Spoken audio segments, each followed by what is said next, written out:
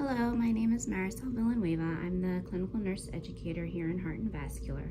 I'm going to talk to you briefly about radial artery compression devices. Located on this arm, we have a TR band. Now there are other devices that we also have here. This is a distal radial artery compression device, which goes on the distal radial artery here, right in this area in this location. This one is also similar to the one that's on the patient currently, and we usually use this one called the Prelude Sync Z when the TR band is on back order. For the TR band, there's a syringe that is proprietary to this band, so ensure that you have located the syringe before the cath lab has left your room and after you've looked over the site.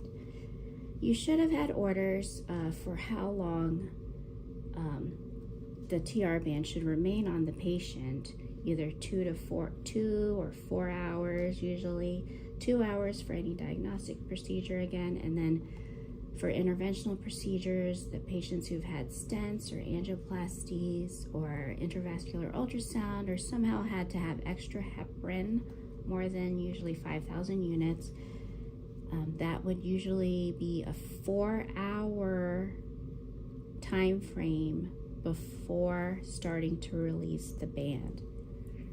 So once you've determined that 4-hour or 2-hour time frame is done and you checked your order, you can start releasing the band. You take your syringe and you connect it to this area here, and you have to hold the plunger here so that not all of the air gets released when you connect it. So I'm going to hold my plunger and take 2 cc's of air out at a time every 5 minutes. Sometimes you get busy, so it can be a little bit longer than 5 minutes. Every 5 minutes is the shortest amount of time in between intervals to release air. So when I release air, I'm going to look at the site, check for bleeding. I'm going to look for any swelling. I'm going to check the pulse. Do they have pain? Do they still have circulation? Just checking and assessing the site and documenting the site in flow sheets. Additionally, after I've finished taking 2 cc's of air out every 5 minutes, and the usual amount of air that's put into this little pillow of air here is about 8 to 13 cc's. Once I've done that, I notice I've achieved hemostasis. Everything's good. I can put the 2x2 and Tegaderm dressing on and then continue with my vital signs. If something happens, such as a hematoma or it's actively bleeding, I'm going to hold pressure to that site for about 15 to 30 minutes and hold firm pressure to that site. If I can't get a hold of a control of it, then I really need to call for help. My RN unit supervisor, I do need to tell the provider. On nights and weekends, the phone number for the provider is 703-776-8000 or 703-776-5905. And the same phone number is for the cath lab tech if you need urgent help. They're usually about 30 minutes away because that's the time frame that they have to get to the hospital for any kind of emergency on nights and weekends.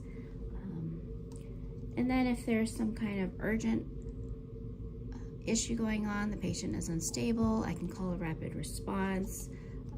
I can also call for help for the critical response nurse or the resource nurse to come and help me.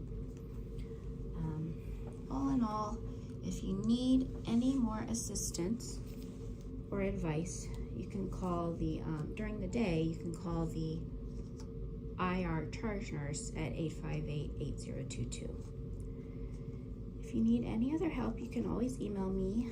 I'm in the Heart and Vascular office here, and my email is marisol.villanueva@innova.org. Or you can contact your professional practice educator. Thank you so much.